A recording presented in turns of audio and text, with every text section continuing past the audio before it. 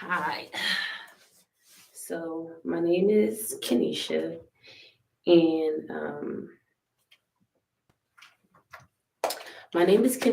and welcome to my channel called Born a Statistic. On this channel, I want to talk about the normal things that we don't talk about, uncomfortable topics that we don't talk about commonly, like childhood, how childhood trauma can often lead to um, depression. And as you get older, you realize that childhood trauma could be the root of the way that you act, the way that you speak, sometimes overgiven and things like that. I want to talk about my experience. um, a little bit about me. I was born a statistic. My mom was 17 years old, I think 18 years old when she gave birth to me. I am number four. So at 15, she had her first child, and then so on and so forth.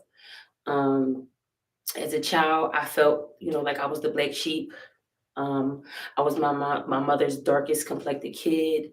In school, I used to get teased, you know what I mean, because we didn't have like a whole bunch growing up. My mom had six children, and she raised us all alone because, my dad wasn't there and things of that nature. So I really just want to talk about things that affect us that we don't even understand, that we don't even understand that affects us until we're older. I'm going to be having a lot of guests on here. I'm going to have a lot of guest speakers.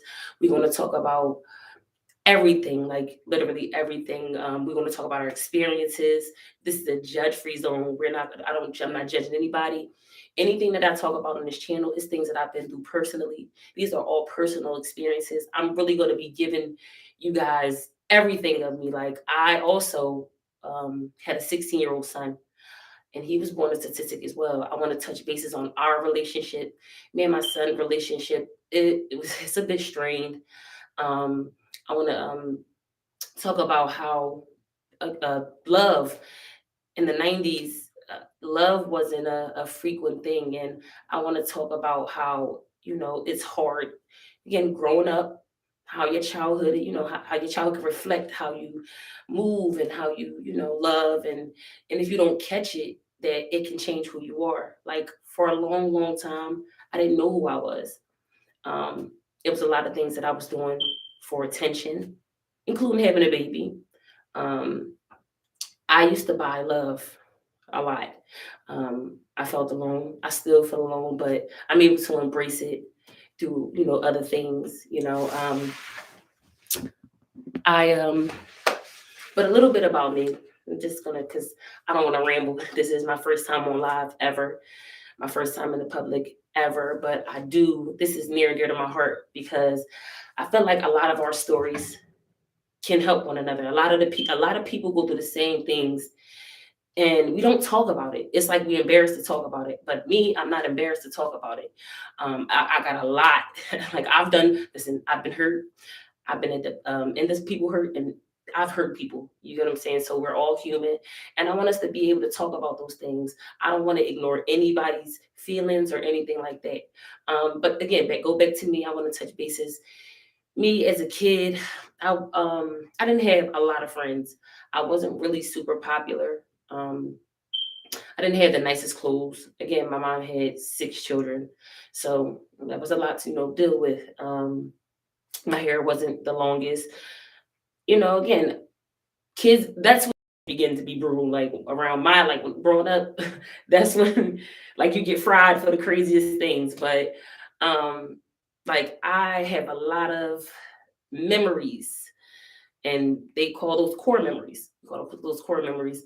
Um, of things that has happened to me. Like, I used to have friends that did weird things to me. Like, I remember being in elementary school, and like, kids they would know that I would wear the same like clothes over and over, so they would put like marks on my shirts and marks on my skin.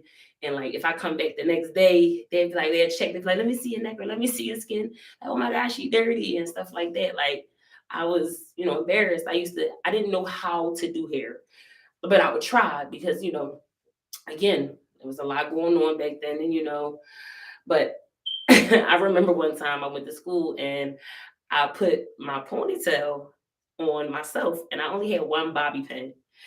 And I put it on though, I thought that I looked pretty. I know now that I look back and I see pictures and stuff like that, I know what I look like, but to me, I look pretty. Anyway, I get to school and somebody knocked my ponytail off. I was embarrassed, but that's just one of those stories. Going into middle school, um, I had six siblings. I'm sorry, I had five siblings. I'm just, six. I would be six. We were all close up into maybe I was about 12, 13. Like we all, all had our own friends. We're all stair steps, but we all was in different grades and you all have our different friends and stuff like that. So like we stopped really being close. So even when we were together, I still felt alone. But in the event, so that wasn't like we no longer was tight knit. Like right now, I really don't speak to any of my siblings like on a frequent basis besides my youngest sister on my mom's side. My dad has a bunch of kids, but that's another story. But yes, I felt alone in that aspect. As a matter of fact, because I'm talking about me and about how my childhood trauma affected me. My dad was a key piece in my abandonment issues and me staying in toxic relationships because of my abandonment issues. Um, so as a kid, my mom and my dad was together till I was about maybe 6. Yeah, maybe 6. So I remember the day that my mom finally left. So my dad was on drugs back then, and he still does drugs to this day.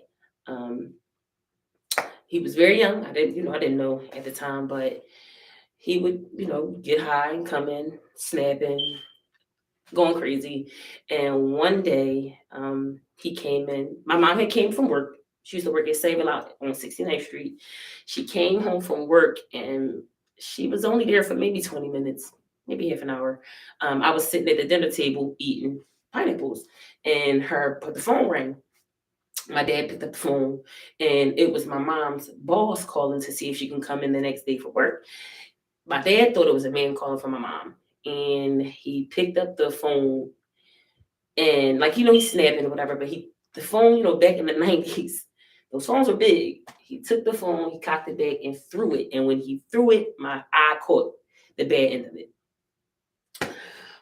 My mom went crazy. She took the fire poker because back then we had like chimneys, and she took the fire poker and she beat my dad like to bloody pulp. Like I remember that. I remember the cops and stuff coming, but back then, my mom just made sure I was okay, which I was. I had a little like eye, whatever, But so, but I love my dad. Listen, even though my mom and dad went through what they went through, and even though my dad was going, on the drugs and stuff like that, the little bit of times, the little glimpses, like memories that I have in my mind of him back then, because after that, of course he disappeared. That was a wrap.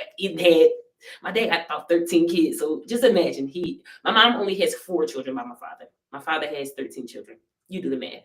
But so but going back,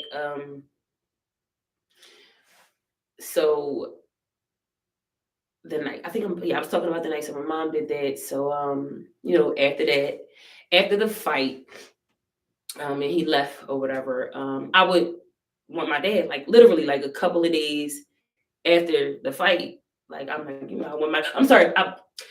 My dad wasn't funny. The little glimpses, because I don't want to jump off topic. I go back and forth. That's a part of, my healing, because the past year or so I've been figuring out myself and why I am the way that I am. Okay, so I'm gonna get to that because I know I'm rambling, but just keep with me. I promise I'm gonna get better at it. But yeah, so the little glimpses that I had, my dad was pretty cool. Like he used to make us laugh and stuff because my dad is naturally a goofy person. Like he's naturally a goofy person, and he would be a great person if he would have healed his childhood trauma, because he goes through a lot too. And I'm gonna get him on here as well. I'm gonna get my mom's gonna be here on here one day. You're gonna meet everybody, literally everybody, that it was a part of my either my hurt or my healing, because at the end of the day, every last person in my life is beneficial to my story. But let me get back to my childhood trauma. Um, so after that, my dad, I would want to see him all the time. So a few days after that, I wanted to go with him. I'll never forget this. I was standing at the window. I literally he did come by, but it was just to check on my mom. He came by. He was like, he'd be back. So then it was about 9 o'clock at night, and I finally realized that he wasn't coming.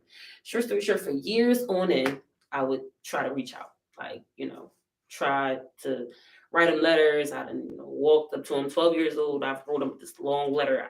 He had it up until I was probably like 17, but my grandma had it till I was like 17. That's the last time I had saw it. But wrote him this long letter, like how I just wanted to have a dad. Like I see everybody else. Like my mom, mom left my mom in the hospital at 2 days old. We didn't have a big family. My mom's great aunt raised her, and she raised her, a strict. They used to dust antiques, they used to dust chairs and stuff like that. Like she raised her very strict. She wasn't like gung ho on love and and showing affection in that way. So my mom in turn grew up not being able to show affection. She did, man. My mom did tell us she loved us. But as far as all of that, hugging and this and that, still to this day, my mom is still living it. And as I am, it was passed on. It was like, and I'm really trying to break this cycle. That's where I'm getting with it. But let me just bear with me. So, as the years go on or whatever, my dad would show hatred towards us. Like, and it wasn't just my dad. Like, my dad's side of the family were so weird with us. Like, they treated us so weird. And we all lived in the same neighborhood. Like, we lived up and down the street from each other. Like, literally, not even a mile, literally 2 blocks. In total, my whole family on my dad's side, probably within, like, we all lived probably like an 8 block span, literally. But we used to get treated different. We really wasn't invited. Even still to this day, not invited to stuff. Like they had their little meetings about us and stuff like that. So be it. My mom's side as well. My mom side treated my mom weird as well. And it took me a while to figure out why it was that way. Come to figure out, it all boils down to looks and jealousy, which is the weirdest thing to me because, I mean, that's a weird reason to not like somebody because of the way they look or because of their energy or whatever. If they're not harming you or talking about you in a negative way, you shouldn't really be. But that's another topic. So we didn't have that family dynamic. We had my mom. And after a while, my mom went through depression as we all, because I went through it. So now I understand. Because at first I didn't understand why my mom would shut herself in. She would shut herself in her room. We wouldn't see my mom for a while. Like she wasn't working for a while. Like it was like a dark space because my mom's bubbly. My mom, like, she didn't get no help. And because at first I used to be like, I didn't understand why, we had to say, like, we had to go without, but we never really went without, but we went with lesser than other kids. You get what I'm saying? Like I would see kids going on trips, new clothes, hair done, and stuff like that, and that wasn't happening. And at the time, I didn't understand, what bills was. I was a child, but so excuse me. But over the years, like so even in a house full of siblings, like I felt alone. So me and still trying to get the love from my dad. Like I didn't give up until literally this year. This year, 2022 was the final year. Like I can't take it no more. Like I love my father, but I love him, but I have nothing else to say. Like I have nothing else to really say. Like I am going to invite him on the channel, but I'm not going to be negative because again, this channel is really about growing and it's about understanding why we are the way we are because we don't think that deep. Like we react to things and don't understand that the reason why, or we react to, listen, that's when that stuff, that pit, that feeling in your stomach when you like, damn, like I shouldn't have did that. Like there's reasons behind. And sometimes it's because we aren't healing and we don't understand it. We don't see it. Like I went to prison. I never would have saw myself in prison. I went to prison for a fight. Never thought that I would have ever seen a prison cell. in the event, and we're gonna listen, we're gonna talk about all of this. We're gonna talk about every last thing. Like I'm gonna have topics, but again, this is my first time, so just bear with me. Um, but yeah, so there was times my siblings picked on me. Like not sometimes, a lot of the times. A lot of siblings picked on me. So I would go and try to find love in other places. Young boys, friends. Well, not really too much of the boy thing, not until I turned like 14. But I did wind up.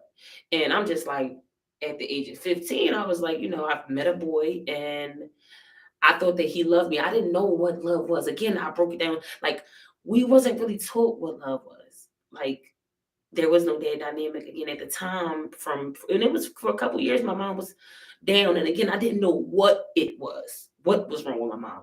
I'm so happy that she overcame it now, but I didn't know what it was. So, excuse me, good Lord. But I didn't know what it was at the time. But like, so at the time, I would befriend people, like, and it would be people that ain't even really good for me. Like, I would do things for people that I normally don't do just for love. Like, even having intercourse with men that I didn't even really like, but I just wanted to be loved.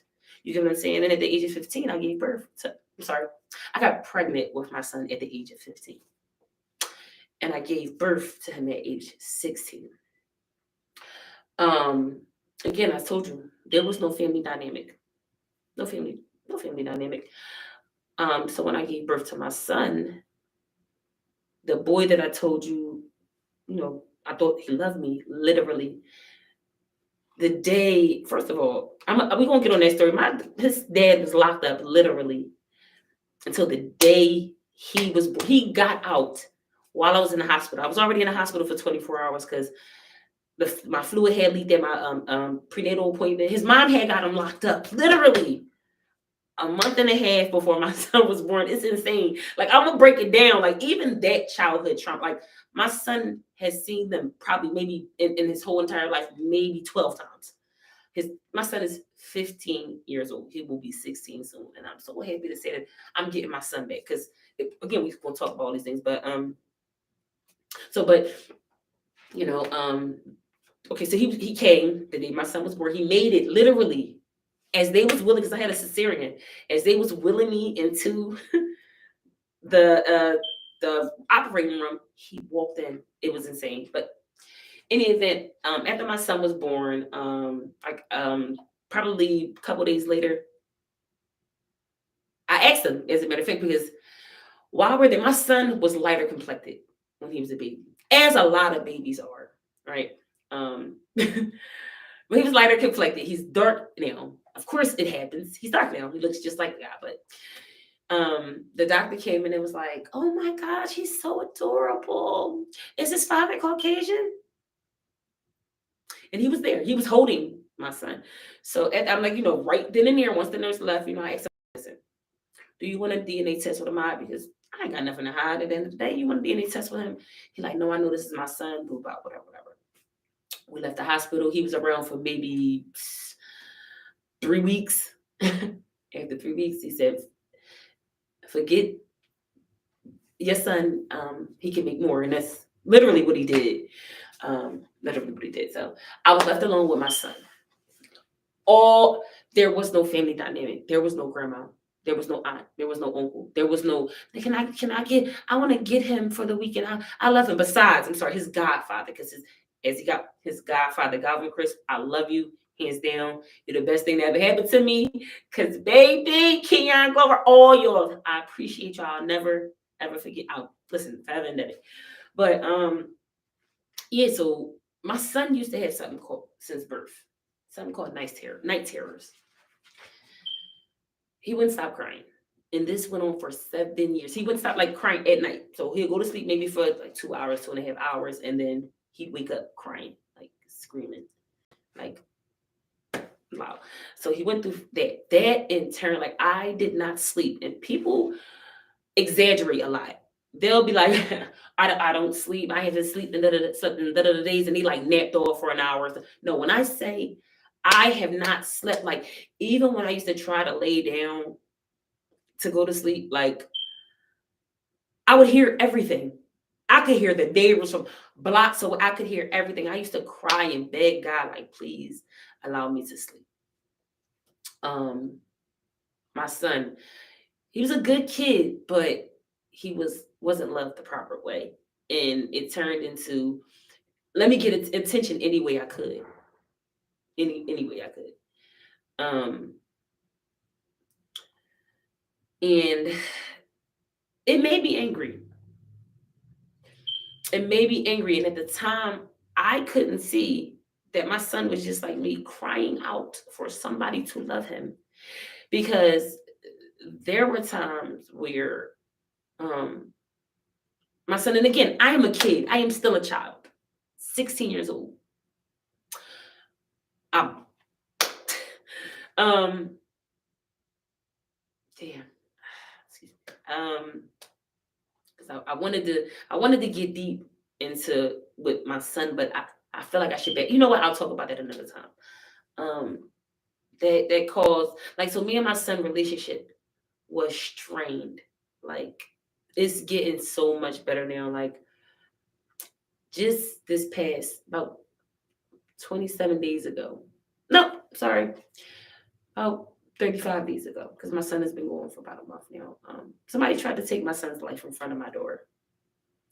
So that's a touchy topic for me. And I'm just, you know what? I think that I've given you guys enough to, like, understand, try to understand where I'm coming from. And I'm gonna just break it down a little more. I'm gonna say it again. I'm really here to talk about real topics, about real things that went on in real life. I'm here to talk about things, again, uncomfortable things that we don't talk about, childhood trauma. You get what I'm saying? Like, and I want to talk it through. I want to understand why you hurt the way you hurt. I want to understand why you keep taking that man back. I want to understand why you can't see the beauty in yourself.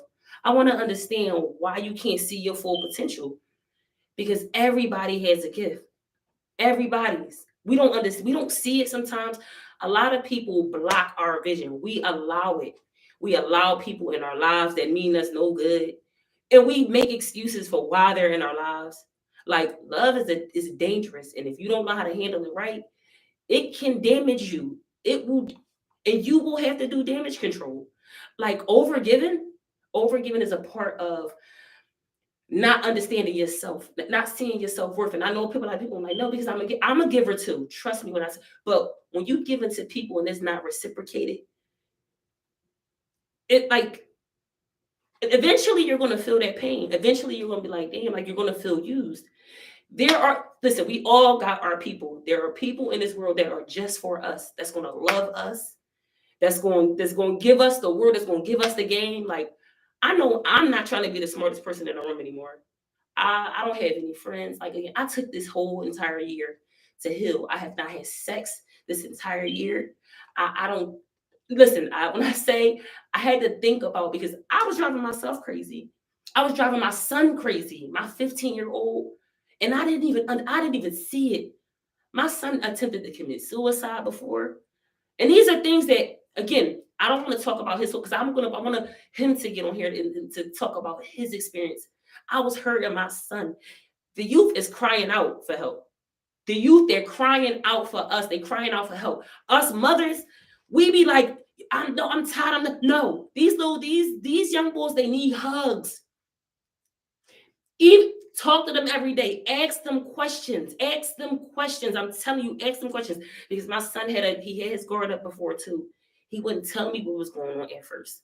He wouldn't tell me how I was hurting him. He would just lash out. Me and my son was in multiple physical altercations where I was injured and bruised. Just this year. This year was horrible. And again, I told y'all, I almost lost my boy.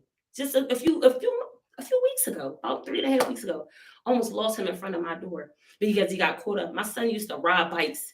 He was into gangs. He was into all types of stuff, like all types of different stuff. And I went through my depression phase where I was in my room, like just like my mom. Again, it's just a cycle and it repeats itself until you realize that you want to stop it. And you can stop it.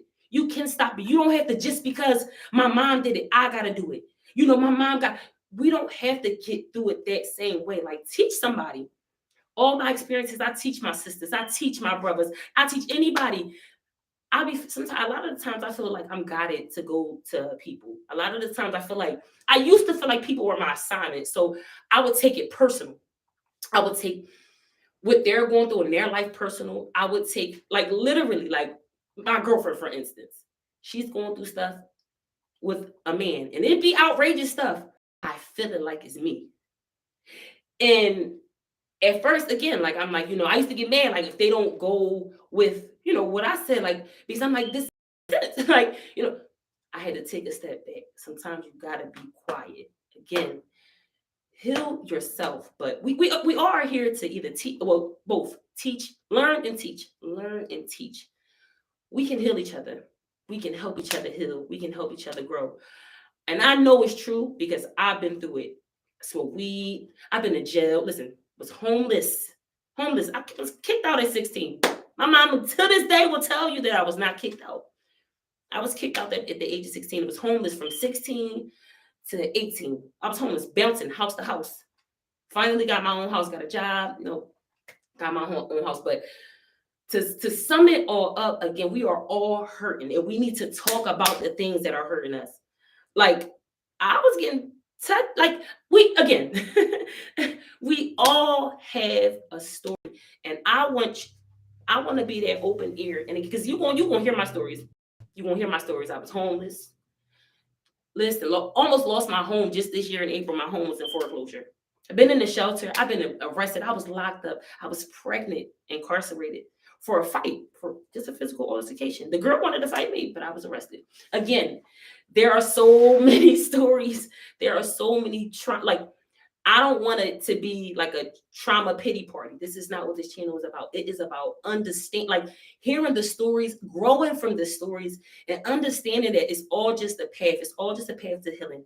It's all just here for us to see that you're not at your wits' end. Like, this is not the end of the road. Trust me, because I used to think that too. Like, right now, I own my home. Just 2-3 years ago, right before I got my home, matter of fact, the year before, I would have never thought I would have had my own home, like that I own.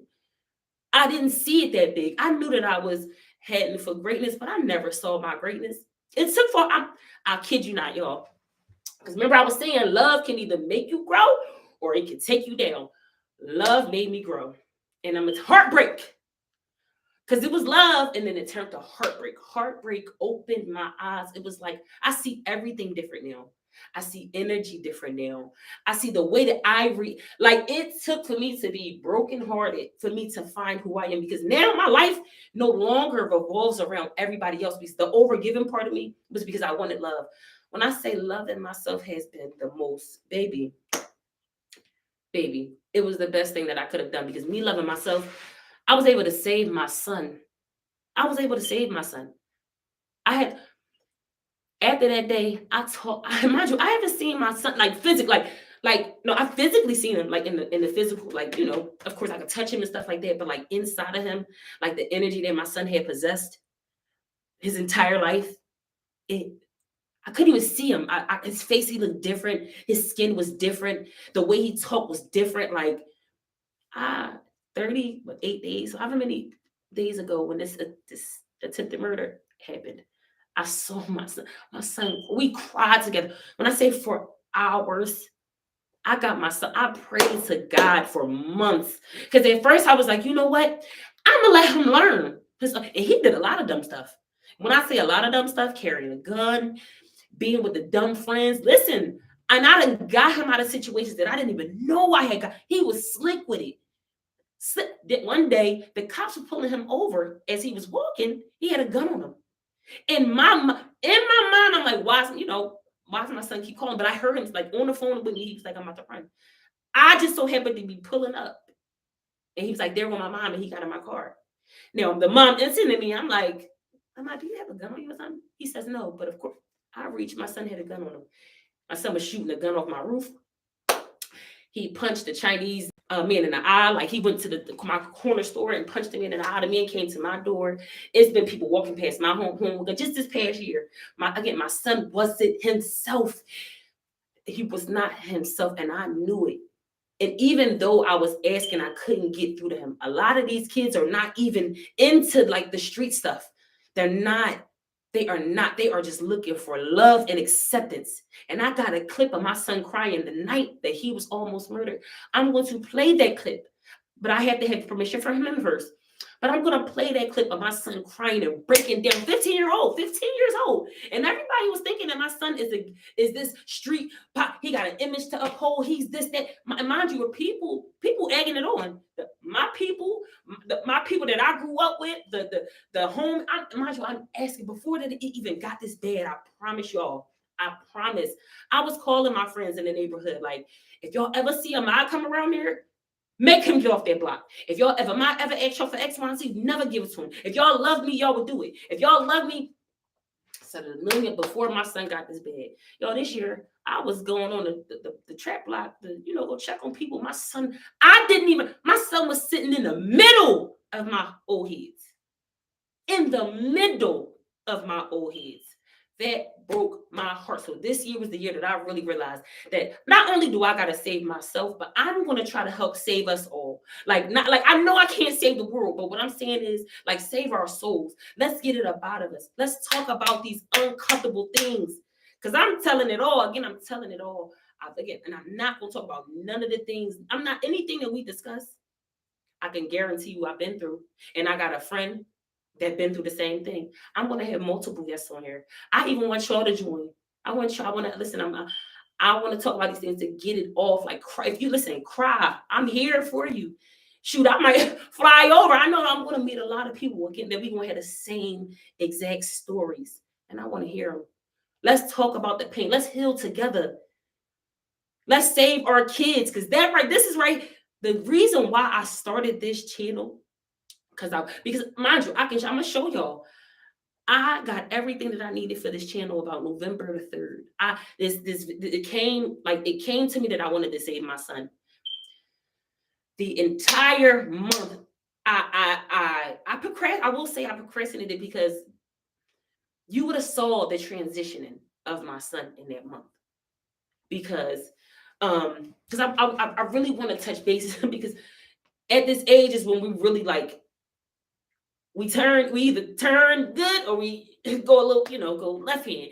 And my son was going a little left field. But if I would have got the footage of who he was before this happened, before somebody tried to murder him in front of my door, my son was, oh, fuck you. Mom, I'm not trying to hear that shit.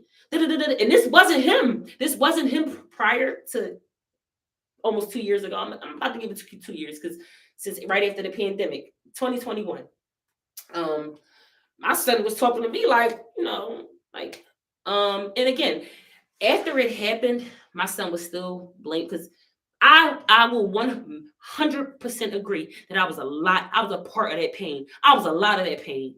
His dad took majority of that boat, but I know I was the cause of a lot of the pain that my son was enduring. I was saying stuff to my son because my son was bad that I shouldn't have been saying. I never said that I wanted him to die, nothing like that. But saying things to hurt him, and I'll let my son express those things. I want him to tell y'all what I was saying, because at the end of the day, I'm not ashamed. It helped me grow. I still, of course, get those moments. I get teary-eyed because I know that I hurt my son and made him kind of turn into that person that he was. But my son soon realized, because I've been trying to heal. Again, I was 16 years old when I just freshly, because my birthday is in January. My son's birthday is in March. I'm a fresh 16-year-old. No love. I wasn't taught what love was. You get what I'm saying? Like, there was nobody to help me. Like, you know how people will be like, you'll hear a person say, I don't have no help. And they got their aunts, their uncle, or they might even got their grandma. It was never the case with me. I used to have to take my child to work with me. Like, stuff like that. And even at work, like, I remember ShopRite. I used to work at ShopRite. My son, so I used to work in a bakery, and my son had injured somebody, like running around the market, because at the end of the day, he got a lot of energy. And a lot of times, it was just me and him. So he had to sit tight, like, all right, so I did, but in the event, but I know that my son, my boy, I'm just, I'm overwhelmed because I'm sitting there just thinking about again the things like I used to beat my son. There was a couple times that I gave my son a beating that he did not deserve. And I didn't find out until later. Because I was so damaged, every little because and I felt like this was my excuse because my son is bad. This is why I'm reacting. This is why I kind of and I listen. I will be the first to admit it. I kind of, in a way, thought in a sense that I not hated my son, but resented him in a way. And when I think back again, it hurts my feelings. It didn't take. It took until that boy.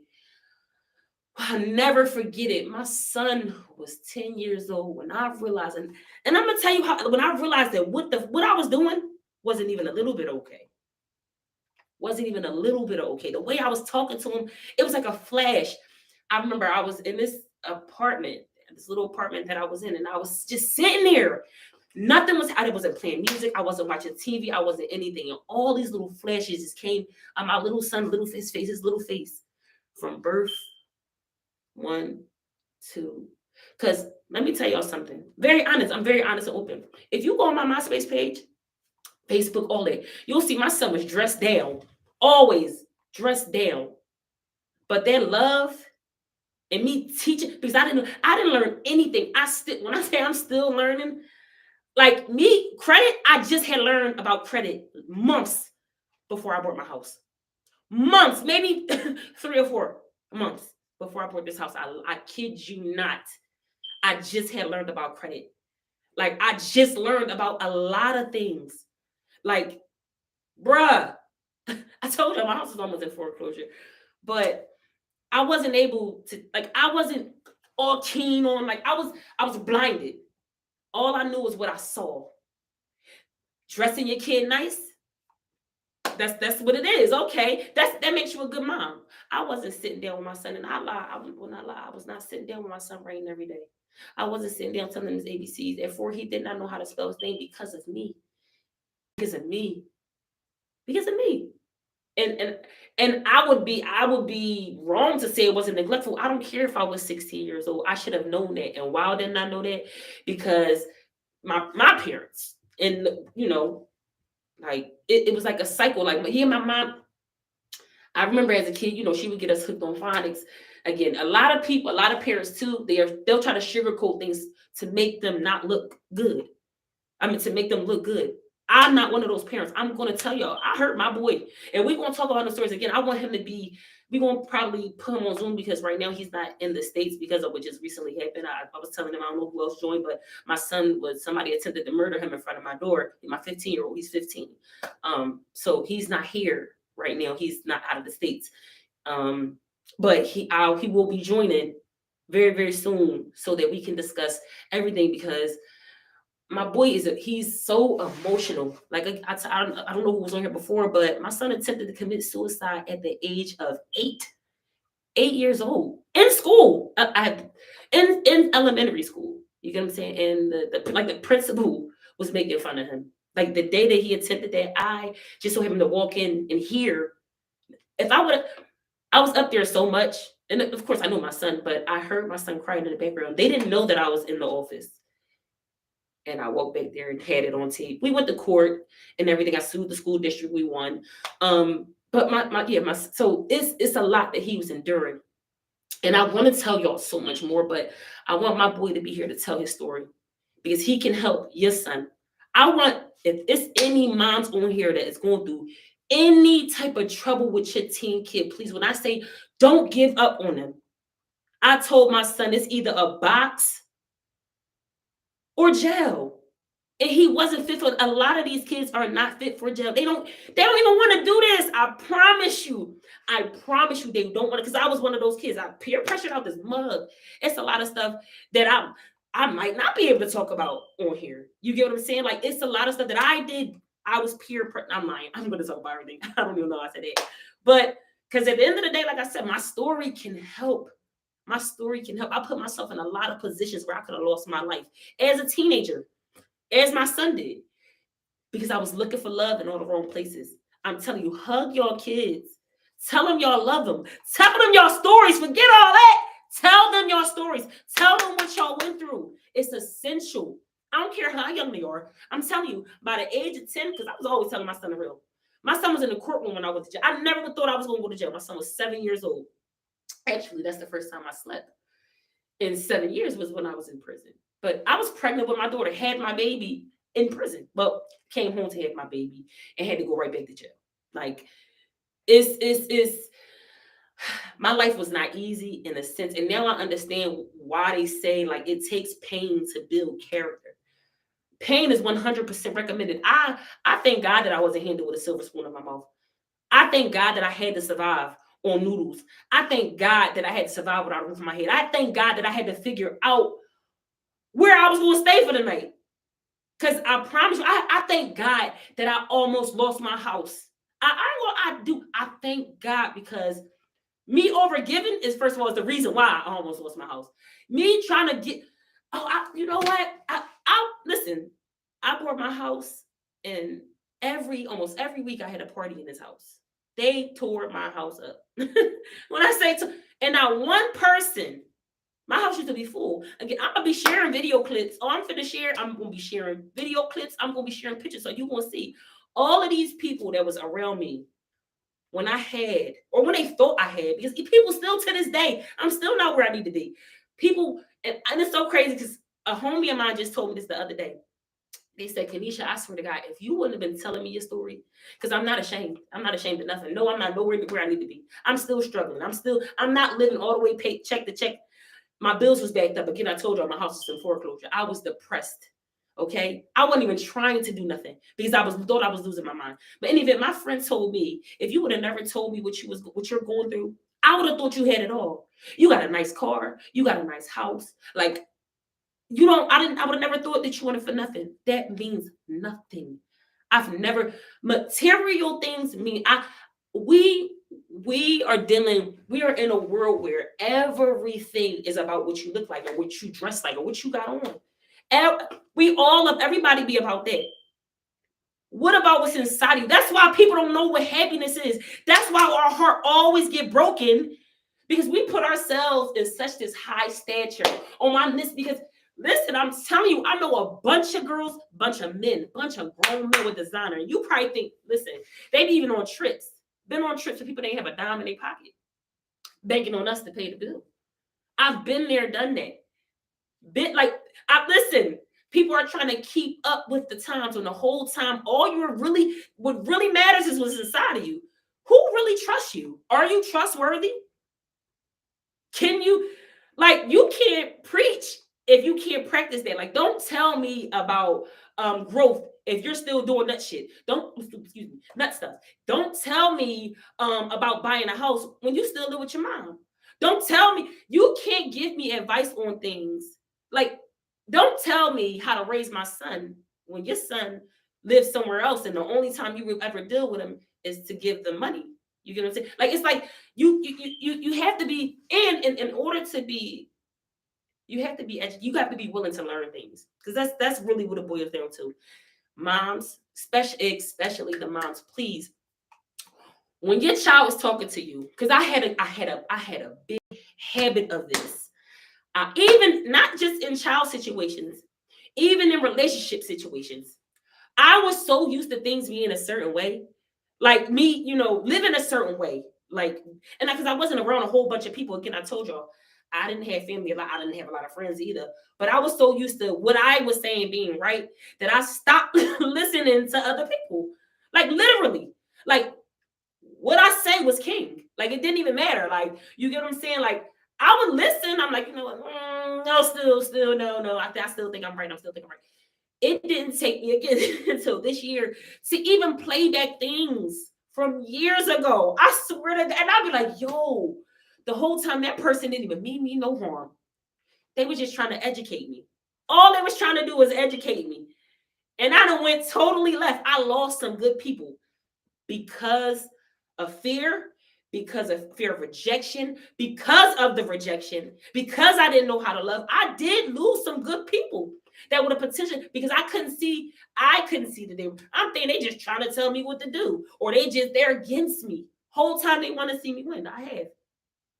People have done it to me. People that I want to see win. They thinking that, listen, it's people right now that I don't talk to on a day-to-day, but I talk to from time to time that think they'll call me for advice, right? They're calling me for advice.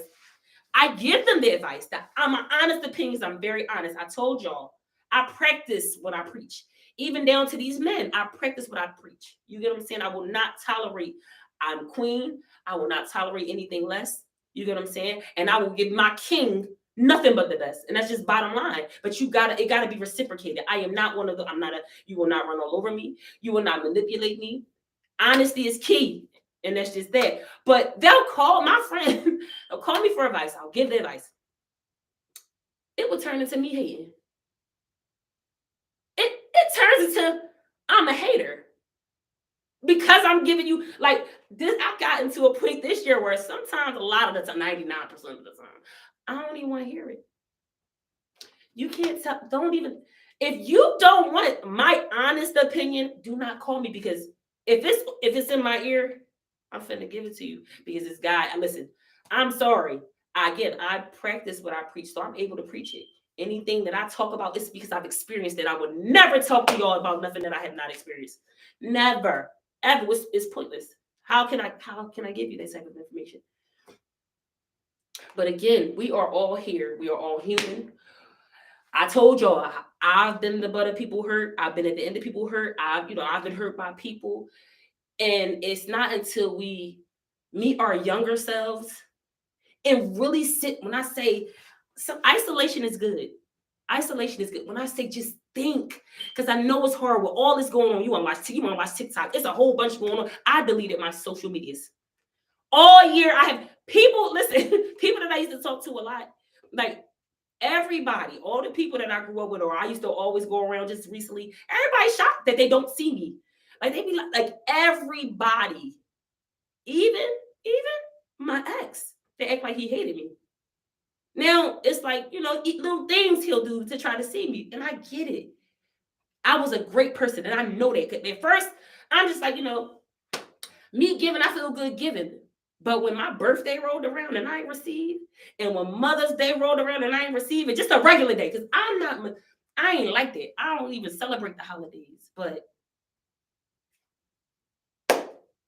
nothing was ever reciprocated. When this happened with my son, actually, my son's flight ticket was $500. All the people, because I got a bunch of shooters. Oh, some go to, oh, where they at? I'm ready to. My son's ticket is $500. These same people. Well, my ex, he gave up money. Everybody, because my hood is, nobody give up no money. Y'all ready to come kill somebody. But when it matters, when it really matters, like right now, don't nobody call and check on him. Nobody. I'm happy they don't, though, because my son is doing much better. He don't need to be around that sucker stuff. So, but again, like, I ain't gonna keep y'all all day. I do, again, my name is Kenesha. I want to hear your pain. And if you need a hug, I'm going to give you that hug. But we're going to talk about these uncomfortable topics. We're going to talk about the things that we've been through. We're going to talk about how we overcome it. We all going to overcome all these things we're going through, all that pain. You feel alone, you're not alone. I promise you, you're not alone. Sit with yourself, because you're the realest person on your team, and you don't even know it. You're the realest person on your team, bruh. I promise you. Look at yourself. Just think about all the things you do all the time. Listen, these flowers right here, because I used to be like, oh my God, I want a man that's going through. I want him to buy me flowers. Like, I just want the simple stuff. I have my own everything. I just want the simple stuff.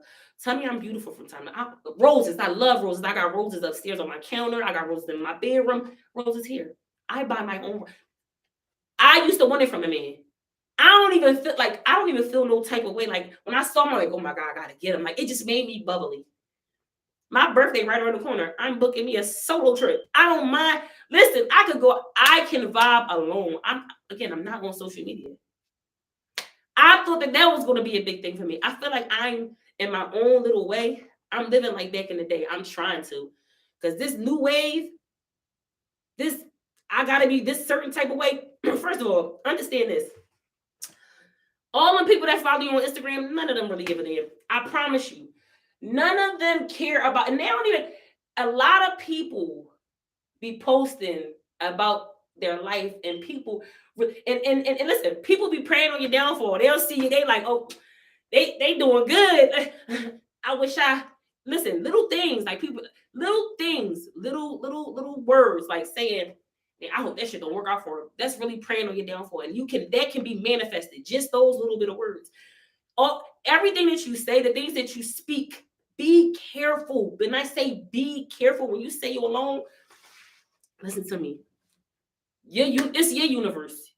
You create your universe how you want to create your universe. And at first, listen, my mom, at the time, after she came from out of her depression, right? She used to say stuff like this. And I used to call her crazy. Because because at first I'm like, my mom, like, I'm changing, I'm stopping generational curse. And I used to be like, no, you're not. No, you're not. In a way, she was. She was. Because even though I didn't take heed to that a few years ago, now those conversations play back. That's why I'm telling y'all parents, please. My son, I thought he wasn't listening. This boy was bringing back up stuff. When I was telling him, when I was in jail, when I was on the phone with him in jail, before I went to jail, he bringing up stuff about that. Like, he like, Mom, dang, I remember when you was in jail, and you was like, we was crying. We was on the phone, and you was just like, I don't want you to be in this type of predicament. Be better than me. That's all I want I want that for my whole entire family. But for my children, I want them to, don't put no limits. Don't limit. Do not put no